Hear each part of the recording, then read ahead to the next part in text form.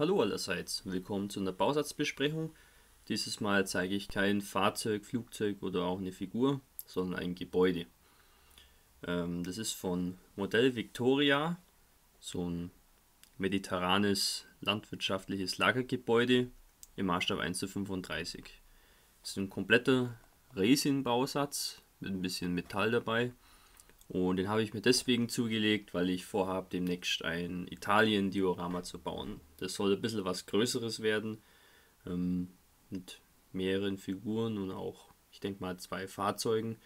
Und natürlich auch relativ viel Landschaft drumherum, weil ich finde, ja, die italienische Landschaft ist mitunter die schönste, die man so weltweit finden kann.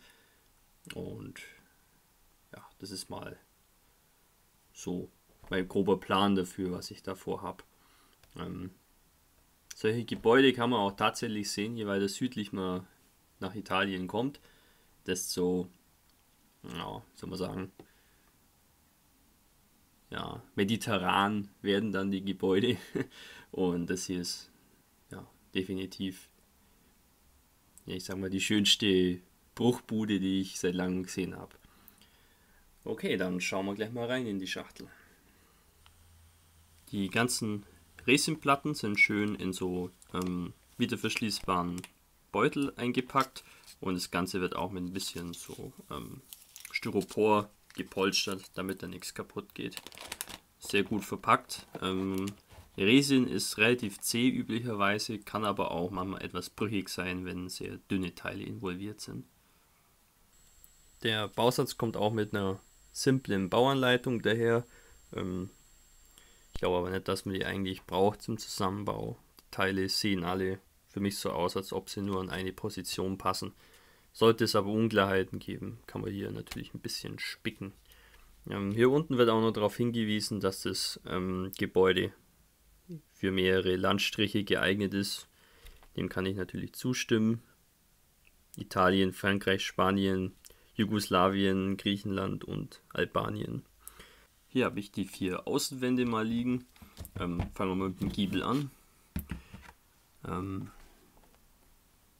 Wie man sehen kann, ausgezeichnete Gussqualität.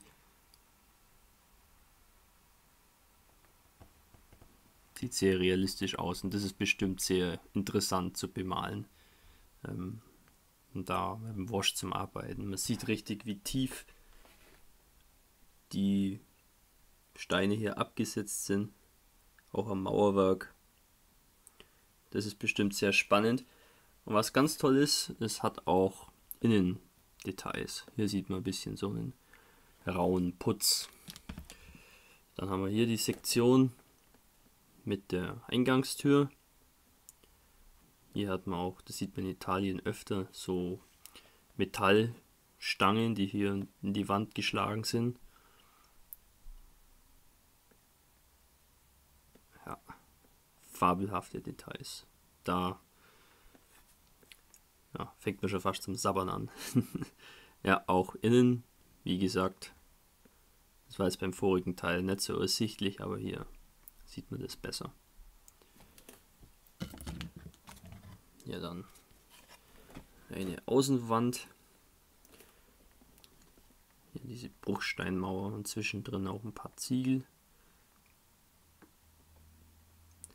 Ja, hier und da sind vielleicht ein paar so Luftblasen zu sehen im Material. Da kann man ja mit ein bisschen Spachtelmasse drüber bürsten, wenn es sein muss. Aber das fällt jetzt eigentlich nicht wirklich negativ auf. Hier oben hat es auch so ein bisschen so eine Delle in der Mauer. Das sieht wirklich sehr realistisch aus. Extrem realistisch. Hier dann der andere Teil.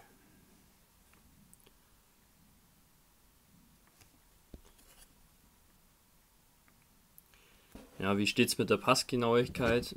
Das ist ein bisschen schwer abzuschätzen. Ich denke, ganz ohne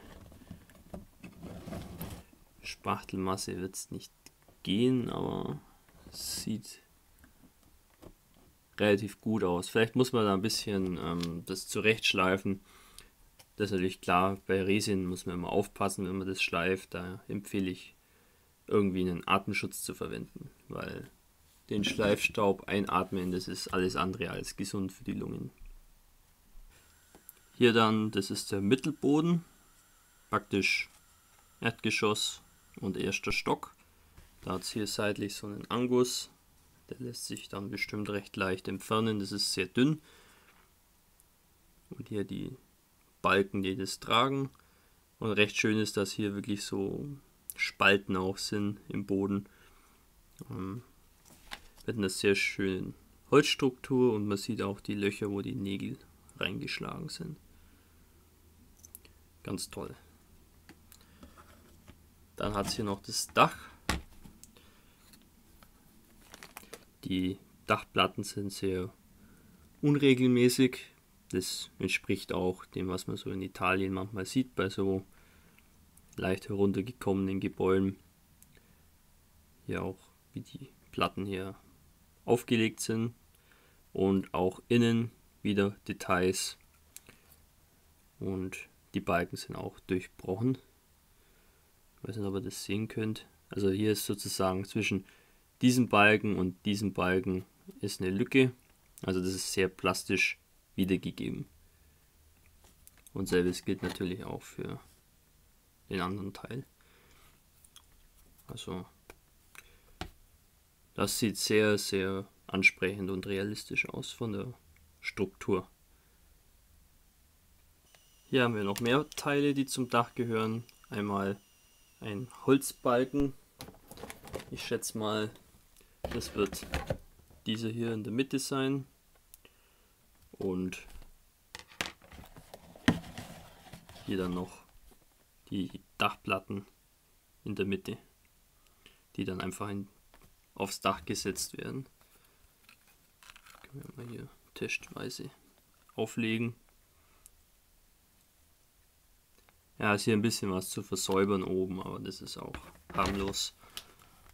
Das sollte sich mit einem Messer und einer Schleiflatte sehr einfach entfernen lassen.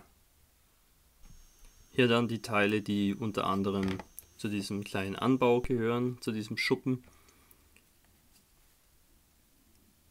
Auch hier eine sehr hübsche Bruchsteinmauer.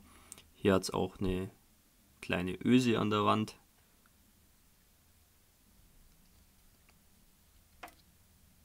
Auch innen sehr hübsch. Also ich bin wirklich beeindruckt von der Steinstruktur und auch der Holzstruktur, die man hier finden kann.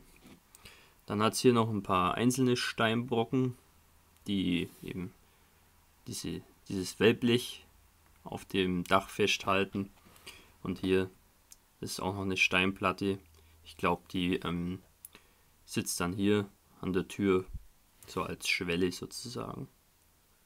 Hier haben wir dann diverse Türen und Fensterläden. Ja, auch hier sehr schöne Details, wenn auch ein paar Versäuberungsarbeiten nötig sein sollten. Ja, ist auch hier oben diese Metallklammern, der Riegel zum Absperren. Also hier ist alles sehr schön wiedergegeben mit einer relativ geringen Teileanzahl. Selbes gilt auch für die Fensterläden. Und dieses Teil ist der Anbau außen. Es wäre auf dieser Seite, damit man in den ersten Stock gelangt, wo die Leiter kommt. Eine Leiter ist auch dabei. Hat eine sehr hübsche Holzstruktur und sieht auch ein bisschen verbogen aus und so, was natürlich zu dem insgesamt etwas verwahrlosten Look von dem Haus ziemlich gut passt. So, und zum Schluss gibt es hier noch diverses Holzgebälk. Das kommt zum Teil hier hinten aufs Dach drauf zum Beschweren, damit das Wellblech auf dem Dach liegen bleibt. Und da finden sich 3 so metallene Wellblechplatten. Das ist natürlich sehr hübsch, da könnte man diverse Rostlöcher reinmachen, das verbiegen und so weiter und so fort. das hätte in Resin sicherlich nicht so schön ausgesehen wie hier diese Metallplatten. Das waren jetzt alle Teile vom Bausatz. Es sind, wie schon erwähnt, nicht sonderlich viele. Das kommt, denke ich, einem schnellen Zusammenbau auch entgegen. Besonders toll finde ich an dem Haus die Details. Also so eine Detailfülle ist wirklich überragend. Das habe ich eigentlich noch nie gesehen.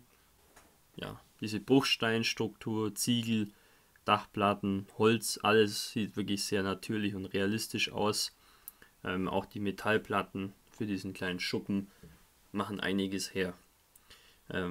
Besonders erwähnenswert der ebenfalls detaillierte Innenraum. Das ist oft eine Schwachstelle bei Gipshäusern, aber auch bei gewissen Resinteilen kann man das oft beobachten, dass es nur von oben in eine Form eingossen wird und praktisch die Rückseite eigentlich nur eben ist und es da nichts weiter zu sehen gibt. Also das ist auf jeden Fall ein sehr großer Vorteil und es schreit förmlich danach, dass man da irgendwie das Dach oder so abnehmbar belässt, um da irgendwie im Innenraum auch Details zu verstecken sozusagen. Der Bausatz schlägt so mit 70 Euro ziemlich zu Buche, aber das ist halt ja ein relativ kleiner Hersteller, der das Ganze auch noch aus Resin macht. Das ist natürlich, ja, muss man alles natürlich bedenken, wo der Preis dann auch herkommt. Das ist nicht zu unterschätzen. Mir war es auf jeden Fall wert und das wird das Italien-Diorama ja, doch deutlich aufwerten vom optischen her. Ich habe feststellen müssen, wenn man ein interessantes Diorama bauen will, muss man auch mal was investieren können. Und das ist zum Beispiel so ein Teil, das habe ich von meinen Einnahmen bei YouTube, die Werbeeinnahmen hier, finanzieren können. Sonst hätte ich mir das auch nie gekauft. Aber dank meiner netten Zuschauer, die meine Sachen auch anschauen, ist es natürlich möglich geworden. Vielen Dank dafür. Dann bedanke ich mich fürs Zuschauen und man sieht sich im nächsten Video. Euer Hamilcar Barkas.